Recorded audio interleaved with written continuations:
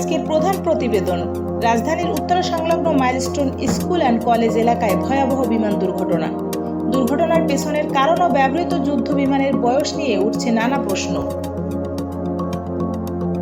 রাজধানীর উত্তরা সংলগ্ন milestone school and কলেজে অস্থায়ী ক্যাম্পাস এলাকায় বিধ্বস্ত হয়েছে বাংলাদেশ বিমান বাহিনীর একটি প্রশিক্ষণ যুদ্ধ বিমান।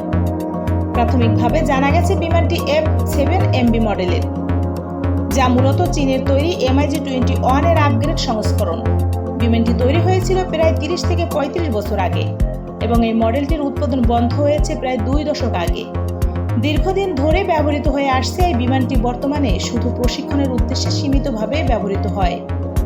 বিশেষজ্ঞদের মতে এত পুরনো যুদ্ধ বিমান চালনা একদিকে যেমন ঝুঁকিপূর্ণ, অন্যদিকে একটি আধুনিক প্রযুক্তির সঙ্গে তাল মেলাতেও ব্যর্থ। প্রত্যক্ষদর্শীরা জানান, বিকট শব্দ করে বিমানটি দ্রুত নিচে নেমে আসে এবং বিকট বিস্ফোরণের সঙ্গে সঙ্গে বিধ্বস্ত হয়। দ্রুত উদ্ধার অভিযানে নামে ফায়ার সার্ভিস ও বিমান বাহিনীর একটি জরুরি ইউনিট। আহতদের উদ্ধার করে চিকিৎসার জন্য হাসপাতালে নেওয়া হয়। প্রাথমিকভাবে বিমানের যান্ত্রিক ত্রুটি, ইঞ্জিন ও ফেইলিওরের আশঙ্কা করা হলেও বিষয়টি নিয়ে বিমান বাহিনীর পক্ষ থেকে তদন্ত কমিটি গঠন করা হয়েছে। বিমান বাহিনীর একজন দায়িত্বশীল কর্মকর্তা জানিয়েছেন, আমরা পূর্ণাঙ্গ তদন্ত করছি। পুরনো যুদ্ধ বিমান ব্যবহার সংক্রান্ত নতুন নীতিমালা তৈরির বিষয়টিও বিবেচনায় আছে। এই ঘটনায় সাধারণ মানুষের মনে নতুন করে প্রশ্ন উঠছে, এত পুরনো যুদ্ধ বিমান দিয়ে প্রশিক্ষণ চালানো কতটা নিরাপদ?